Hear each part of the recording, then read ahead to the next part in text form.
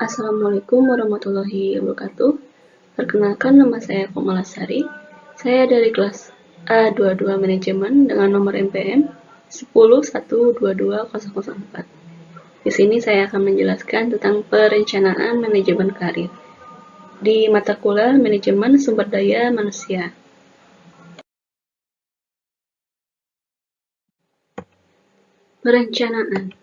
Perencanaan adalah proses membuat rencana untuk mencapai tujuan tertentu.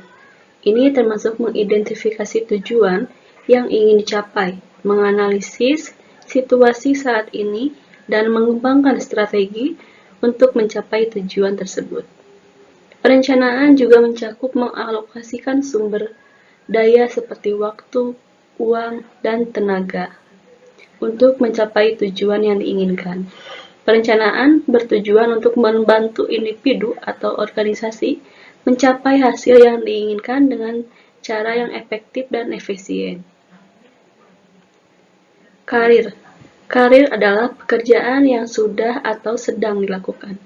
Karir adalah kombinasi dari jumlah pekerjaan yang sudah diambil, berbagai pencapaian, hingga pelatihan yang sudah dilalui agar dapat meraih tujuan profesionalitas.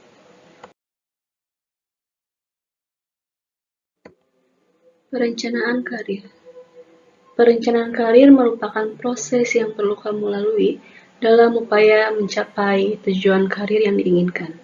Proses serta tahapan yang perlu kamu lakukan dalam perencanaan karir yaitu beragam. Yang pertama meliputi identifikasi, perencanaan, serta pelaksanaan. Contohnya, yang pertama itu penentuan karir. Karir apa sih yang akan kamu capai di masa depan yang kamu akan rencanakan? Itu sangat penting di awal untuk merencanakan sebuah karir. Yang kedua itu pendidikan. Pendidikan sangat penting untuk mencapai karir yang kamu inginkan. Kenapa? Karena di pendidikan kita akan berbekal teori untuk mencapai karir tersebut dengan proses yang sudah dilalui. Yang ketiga, pengalaman. Pengalaman bagi kita yang bekerja bisa menjadi salah satu aspek tercapainya karir yang kita rencanakan di awal. Seperti saya sudah bekerja dan mempunyai perencanaan karir untuk kedepannya seperti apa. Yang keempat itu pengembangan keahlian bidang. Bagi kita yang sudah bekerja, pengembangan ini mungkin sudah menjadi hal yang sudah biasa gitu ya. Kita mengembangkan keahlian di bidang saat kita bekerja di pekerjaan. Bagaimana kita bekerja, bagaimana kita berkembang di pekerjaan, apa yang harus kita lakukan untuk mengembangkan keahlian di bidang tersebut.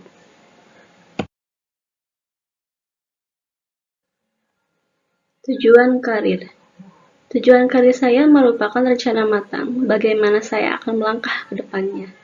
Dengan ini saya mengimplementasikannya di perusahaan tempat saya bekerja saat ini. Yang pertama, ingin terus belajar. Di sini saya ingin terus belajar untuk mendapatkan hal-hal baru dan pengalaman-pengalaman baru untuk mendapatkan keahlian-keahlian di bidang yang saya tekuni untuk mencapai tujuan karir saya di masa depan. Yang kedua, mencapai tujuan jangka pendek. Di sini saya, dalam waktu dekat ini dan seterusnya, saya ingin dan saya berharap bisa memberikan pencapaian kualitas kinerja yang baik bagi perusahaan sehingga perusahaan semakin maju. Dan yang ketiga, mencapai tujuan jangka panjang. Saya melihat dalam diri saya ini saya bisa mencapai tujuan karir yang saya inginkan dengan berbekal pengalaman dan keahlian dari pekerjaan saya sebelumnya ataupun pekerjaan saya saat ini. Dengan itu saya ingin mencapai target karir dalam waktu 3 tahun ke depannya. Dengan mengembangkan diri, saya mengimplementasikannya di perusahaan tempat saya bekerja saat ini. Bagaimana saya mengembangkan diri di bidang yang saya tekuni saat ini dan di bidang karir yang akan saya jalani di masa depan. Dengan ini kan saya bisa mengimplementasikannya di perusahaan ini untuk mencapai kesuksesan di masa depan. Berkontribusi. Saya selalu ingin berkontribusi di perusahaan tempat saya bekerja, baik itu dalam bidang apapun. Saya selalu ingin memberikan kontribusi yang baik bagi perusahaan. Dan saya memberikan keahlian yang saya miliki dengan mengoperasikan Microsoft Office, mengevaluasi sebuah masalah dan memecahkannya. Tujuan karir saya saat ini ingin menjadi kepala PPIC di perusahaan tempat saya bekerja saat ini. PPIC adalah Production, Planning and Inventory Control, merupakan bidang pekerjaan yang bertanggung jawab penuh untuk menyiapkan proses produksi, dari menyiapkan bahan baku yang mentah sehingga menjadi barang jadi, yang sudah jadi barang jadi gitu. Dan saya berusaha semaksimal mungkin untuk memberikan keahlian yang saya miliki dan berkontribusi di perusahaan tempat saya bekerja saat ini, dan saya memaksimalkan itu semua.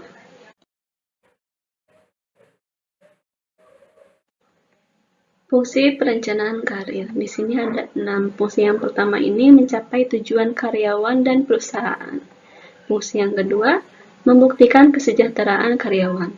Fungsi yang ketiga, mengembangkan potensi atau skill karyawan. Dan fungsi yang keempat, menjalin hubungan baik antar karyawan dan perusahaan. Fungsi yang kelima, mengurangi pergantian karyawan yang disebabkan oleh kekurangan keahlian dari karyawan tersebut. Dan fungsi yang terakhir, menumbuhkan sikap tanggung jawab karyawan dan perusahaan. Sekian yang dapat saya sampaikan mengenai materi perencanaan manajemen karir. Sebelum saya akhiri presentasi saya kali ini, saya ingin mengajak teman-teman semua bergabung di Universitas Teknologi Digital Bandung, karena di UTD ini memiliki kelas reguler dan kelas karyawan, dan memudahkan kalian yang bekerja dan ingin terus melanjutkan pendidikan. Dan bagi kalian yang penasaran dengan biaya dan jurusan apa aja yang ada di UTD, kalian bisa mencarinya di link di bawah ini. Terima kasih. Sekian yang dapat saya sampaikan. Mohon maaf apabila ada salah-salah kata. Terima kasih. Wassalamualaikum warahmatullahi wabarakatuh.